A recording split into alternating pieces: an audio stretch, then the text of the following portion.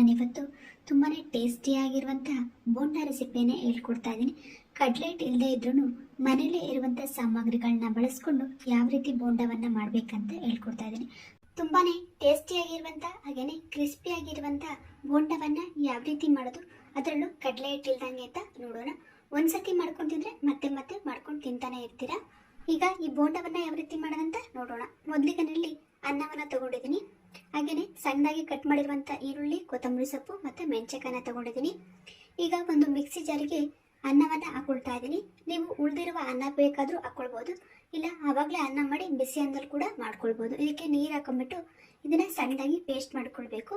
ಈಗ ರುಬ್ಬಿರುವಂಥ ಅನ್ನವನ್ನು ಬೌಲ್ಗೆ ಶಿಫ್ಟ್ ಮಾಡ್ಕೊಳ್ತಾ ಇದ್ದೀನಿ. ನೋಡಿ, ಈಗ ಪೂರ್ತಿ ಅನ್ನವನ್ನು ಅದಕ್ಕೆ ಹಾಕ್ಕೊಳ್ತಾ ಇದ್ದೀನಿ. ಇದಕ್ಕೇನೀಗ 4 ಚಮಚದಷ್ಟು ಅಕ್ಕಿ ಹಿಟ್ಟನ್ನು ಹಾಕ್ಕೊಳ್ತಾ ಇದ್ದೀನಿ.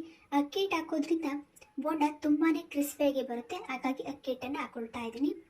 ಇದಕ್ಕೀಗ ಸಣ್ಣದಾಗಿ ಕಟ್ ಮಾಡಿರುವಂಥ 3 ಈರುಳ್ಳಿಯನ್ನು ಹಾಕ್ಕೊಳ್ತಾ ಇದ್ದೀನಿ. ಹಾಗೆಯೇ ಖಾರಕ್ಕೆ ಬೇಕಾಗುವಷ್ಟು ಮೆಣಸಿನಕಾಯಿ ಕೂಡ ಹಾಕ್ಕೊಳ್ತಾ ಇದ್ದೀನಿ. ಕೊತ್ತಂಬರಿ ಸೊಪ್ಪು ಕೂಡ ಹಾಕ್ಕೊಳ್ತಾ ಇದ್ದೀನಿ. ಟೇಸ್ಟ್ ತುಂಬಾ ಚೆನ್ನಾಗಿರುತ್ತೆ ಕೊತ್ತಂಬರಿ ಸೊಪ್ಪು ಹಾಕಿದರೆ. ಇದಕ್ಕೀಗ ರುಚಿಗೆ ತಕ್ಕಷ್ಟು ಸಣ್ಣ ಉಪ್ಪನ್ನು ಹಾಕ್ಕೊಳ್ತಾ ಇದ್ದೀನಿ. ಹಾಗೆಯೇ ಓಂ ಕಾಳನ್ನು ಹಾಕ್ಕೊಳ್ತಾ ಇದ್ದೀನಿ. ಓಂ ಕಾಳು ಹಾಕೋದ್ರಿಂದ ಈ ಅನ್ನದ ಬೋಂಡ ತುಂಬಾ ಟೇಸ್ಟಿಯಾಗಿ ಬರುತ್ತೆ. ನೋಡಿ, ಈಗ ಓಂ ಕಾಳನ್ನು ಹಾಕೊಂಡ್ಬಿಟ್ಟು ಚೆನ್ನಾಗಿ ಇದನ್ನು ಮಿಕ್ಸ್ ಮಾಡ್ಕೊಳ್ಬೇಕು. ಓಂ ಕಾಳನ್ನು ಹಾಕ್ಬೇಕಿದ್ರೆ ನೀವು ಅದನ್ನ ಸ್ವಲ್ಪ ಚೆನ್ನಾಗಿ ಉಜ್ಜಿ ಹಾಕ್ಕೊಳ್ಳಿ, ಆಗ ಫ್ಲೇವರ್ ತುಂಬಾ ಚೆನ್ನಾಗಿರುತ್ತೆ. ಈಗ ನೋಡಿ, ಇದನ್ನ ಚೆನ್ನಾಗಿ ಕಲಸ್ಕೊಳ್ತಾ ಇದ್ದೀನಿ. ಬೋಂಡ ಮಾಡಲು ನಮಗೀಗ ಎಲ್ಲ ರೆಡಿಯಾಗಿದೆ. ಈಗ ಒಂದು ಪಾತ್ರೆಗೆ ಎಣ್ಣೆಯನ್ನು ಹಾಕೊಂಡ್ಬಿಟ್ಟು ಚೆನ್ನಾಗಿ ಕಾಯಿಸ್ಕೊಳ್ಬೇಕು. ಹಾಗಾಗಿ ಇಲ್ಲಿ ಒಂದು ಪಾತ್ರೆಯನ್ನು ಇಟ್ಟು ಪಾತ್ರೆ ಕಾಯ್ದ ಮೇಲೆ ಅದಕ್ಕೀಗ ಎಣ್ಣೆಯನ್ನು ಹಾಕ್ಕೊಳ್ತಾ ಇದ್ದೀನಿ. ಈಗ ಎಣ್ಣೆ ಕೂಡ ಕಾಯ್ದಿದೆ. ಈಗ ಬೋಂಡವನ್ನು ನಾವೀಗ ಹಾಕ್ಕೊಳ್ಬೇಕಾಗುತ್ತೆ. ಮಾಮೂಲಿ ನೀವು ಯಾವ ರೀತಿ ಬೋಂಡವನ್ನು ಹಾಕ್ಕೊಳ್ತೀರೋ ಅದೇ ರೀತಿ ಹಾಕ್ಕೊಳ್ಳಿ. ನಿಮಗೆ ರೌಂಡ್ ಶೇಪ್ ಬೇಕಂದರೆ ರೌಂಡ್ ಶೇಪ್ ಕೂಡ ಹಾಕ್ಕೊಳ್ಬೋದು. ನೀವು ಯಾವುದೇ ರೀತಿ ಹಾಕ್ಕೊಂಡ್ರೂ ಕೂಡ ಬೋಂಡ ತುಂಬಾ ಚೆನ್ನಾಗಿ ಬರುತ್ತೆ. ನೀವು ಕಡಲೆ ಹಿಟ್ಟಿನ ಬೋಂಡ ಮಾಡಿದಾಗ ಅದು ತಿಂದಾಗ ಹಿಟ್ಟಿಟ್ಟು ಟೈಪ್ ಆಗಿರುತ್ತೆ, ಆದರೆ ಇದು ತಣ್ಣಗಾದ್ಮೇಲೂ ಕೂಡ ತುಂಬಾ ಕ್ರಿಸ್ಪಿಯಾಗಿ ತುಂಬಾ ಸಖತ್ತಾಗಿರುತ್ತೆ ತಿನ್ನೋಕ್ಕೆ. ಒಂದ್ಸಲ ಮಾಡ್ಕೊಂಡು ತಿಂದರೆ ಮತ್ತೆ ಮತ್ತೆ ಇದೇ ರೀತಿಯಾದಂಥ ಅನ್ನದಲ್ಲಿ ಬೋಂಡವನ್ನು ಮಾಡ್ಕೊಂಡು ತಿಂತಾನೆ ಇರ್ತೀರ, ಅಷ್ಟು ಸೂಪರ್ ಆಗಿರುತ್ತೆ ಈ ಬೋಂಡ. ಇದಕ್ಕೆ ನಾನು ಯಾವುದೇ ರೀತಿ ಸೋಡಾ ಪುಡಿಯನ್ನು ಹಾಕ್ಕೊಂಡಿಲ್ಲ, ಹಾಗೆಯೇ ಕಾಯಿಸಿರೋ ಎಣ್ಣೆ ಕೂಡ ಹಾಕಿಲ್ಲ. ಇದಕ್ಕೆ ರುಬ್ಬಿರುವಂಥ ಅನ್ನ, ಅಕ್ಕಿ ಹಿಟ್ಟು, ಈರುಳ್ಳಿ, ಮೆಣಸಿನಕಾಯಿ, ಕೊತ್ತಂಬರಿ ಸೊಪ್ಪು, ಉಪ್ಪು ಹಾಗೆ ಓಂ ಕಾಳು ಇಷ್ಟನ್ನು ಹಾಕ್ಕೊಂಡಿದ್ದೀನಿ. ನೋಡಿ, ಈಗ ಇದನ್ನು ಚೆನ್ನಾಗಿ ನಾವು ಫ್ರೈ ಮಾಡ್ಕೊಳ್ಬೇಕಾಗುತ್ತೆ.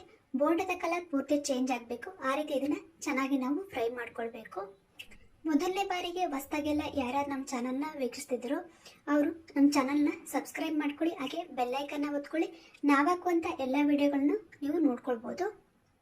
ನೋಡಿ, ಇದನ್ನು ಚೆನ್ನಾಗಿ ಫ್ರೈ ಮಾಡ್ಕೊಳ್ತಾ ಇದ್ದೀನಿ. ಪೂರ್ತಿ ಕಲರ್ ಚೇಂಜ್ ಆಗಬೇಕು, ಬೋಂಡದ ಕಲರ್, ಅಲ್ಲಿವರೆಗೂ ಇದನ್ನು ಚೆನ್ನಾಗಿ ಫ್ರೈ ಮಾಡ್ಕೊಳ್ಳಿ. ಆಗ ನಿಮಗೆ ತುಂಬಾ ಟೇಸ್ಟಿಯಾಗಿ ಹಾಗೆಯೇ ಕ್ರಿಸ್ಪಿಯಾಗಿ ಬರುತ್ತೆ ಬೋಂಡ. ಈಗ ಇದು ಚೆನ್ನಾಗಿ ಫ್ರೈ ಆಗಿದೆ. ನೋಡಿ, ಕಲರ್ ಕೂಡ ಚೇಂಜ್ ಆಗಿದೆ. ಇದನ್ನು ಒಂದು ಪ್ಲೇಟ್ಗೆ ಶಿಫ್ಟ್ ಮಾಡ್ಕೊಳ್ತಾ ಇದ್ದೀನಿ. ನೋಡಿ, ಈಗ ಅದೇ ಥರ ನಾನು ರೌಂಡ್ ಶೇಪಲ್ಲಿ ಬೋಂಡವನ್ನು ಹಾಕ್ಕೊಳ್ತಾ ಇದ್ದೀನಿ. ನೀವು ಯಾವ ರೀತಿನೇ ಹಾಕ್ಕೊಂಡ್ರು ಕೂಡ ಅದು ಪಾತ್ರೆಗೆ ಅಂಟಲ್ಲ, ತುಂಬಾ ಚೆನ್ನಾಗಿ ಬರುತ್ತೆ.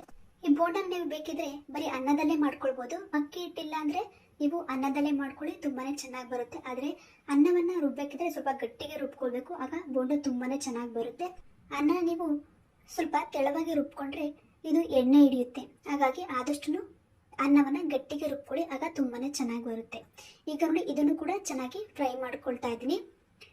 ಇದನ್ನು ಮೀಡಿಯಂ ಫ್ಲೇಮಲ್ಲಿ ಚೆನ್ನಾಗಿ ಫ್ರೈ ಮಾಡಿಕೊಂಡ್ರೆ ತುಂಬಾ ಟೇಸ್ಟಿಯಾಗಿ ತುಂಬಾ ಕ್ರಿಸ್ಪಿಯಾಗಿ ಸಖತ್ತಾಗಿರುತ್ತೆ ಅಂತಲೇ ಹೇಳ್ಬೋದು.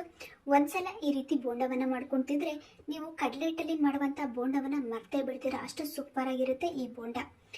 ಮನೆಗಿರೋರಿಗೆಲ್ಲ ಈ ಬೋಂಡನ ಮಾಡಿಕೊಂಡ್ರೆ ಯಾರು ಕೂಡ ಅನ್ನದಲ್ಲಿ ಮಾಡಿರುವಂಥ ಬೋಂಡ ಅಂತ ಕಂಡುಹಿಡಿಯೋದಿಲ್ಲ, ಅಷ್ಟು ಸೂಪರಾಗಿರುತ್ತೆ ಈ ಬೋಂಡ ಅಂತಲೇ ಹೇಳ್ಬೋದು.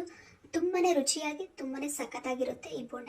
ನೀವು ಇದ್ರ ಜೊತೆ ಬೇಕಿದ್ರೆ ಕಡಲೆಕಾಯಿ ಚಟ್ನಿ ಕೂಡ ಮಾಡ್ಕೊಳ್ಬೋದು, ಹಾಗೆಯೇ ತಿನ್ನೋಕೆ ಕೂಡ ತುಂಬಾ ಚೆನ್ನಾಗಿರುತ್ತೆ. ಈಗ ನೋಡಿ, ಇದು ಕೂಡ ಚೆನ್ನಾಗಿ ಫ್ರೈ ಆಗಿದೆ. ಇದನ್ನು ಕೂಡ ಈಗ ಒಂದು ಪ್ಲೇಟ್ಗೆ ಶಿಫ್ಟ್ ಮಾಡ್ಕೊಳ್ಳೋಣ. ನೋಡಿ, ಈ ರೀತಿ ಪೂರ್ತಿ ಕಲರ್ ಚೇಂಜ್ ಆಗಬೇಕು, ಅಲ್ಲಿವರೆಗೂ ನೀವು ಫ್ರೈ ಮಾಡ್ಕೊಳ್ಬೇಕಾಗುತ್ತೆ. ಈಗ ಚೆನ್ನಾಗಿ ಫ್ರೈ ಆಗಿದೆ. ಇದನ್ನು ಕೂಡ ಒಂದು ಪ್ಲೇಟ್ಗೆ ಶಿಫ್ಟ್ ಮಾಡ್ಕೊಳ್ತಾ ಇದ್ದೀನಿ. ಈಗ ನಮಗೆ ಬಿಸಿ ಬಿಸಿಯಾಗಿರುವಂತಹ ಅನ್ನದಲ್ಲಿ ಮಾಡಿರುವಂತಹ ಬೋಂಡ ರೆಡಿಯಾಗಿದೆ. ಈವ್ನಿಂಗ್ ಸ್ನ್ಯಾಕ್ಸ್ ರೆಸಿಪಿ ಅಂತಲೇ ಹೇಳ್ಬೋದು. ಕಾಫಿ ಜೊತೆ ಒಂದು ಒಳ್ಳೆ ಕಾಂಬಿನೇಷನ್ ಅಂತಲೇ ಹೇಳ್ಬೋದು, ತುಂಬಾ ಚೆನ್ನಾಗಿರುತ್ತೆ. ಕೆಲವೊಂದು ಟೈಮು ನಾವು ಫಂಕ್ಷನ್ಗಳಲ್ಲಿ ಅನ್ನವನ್ನು ಮಾಡಿರ್ತೀವಿ, ಆಗ ಅನ್ನ ಉಳಿಯುತ್ತೆ. ಆ ಟೈಮಲ್ಲಿ ಇಂಥ ಬೋಂಡವನ್ನು ಮಾಡಿಕೊಡಿ, ಎಲ್ಲರೂ ಕೂಡ ಇಷ್ಟಪಟ್ಟು ತಿಂತಾರೆ.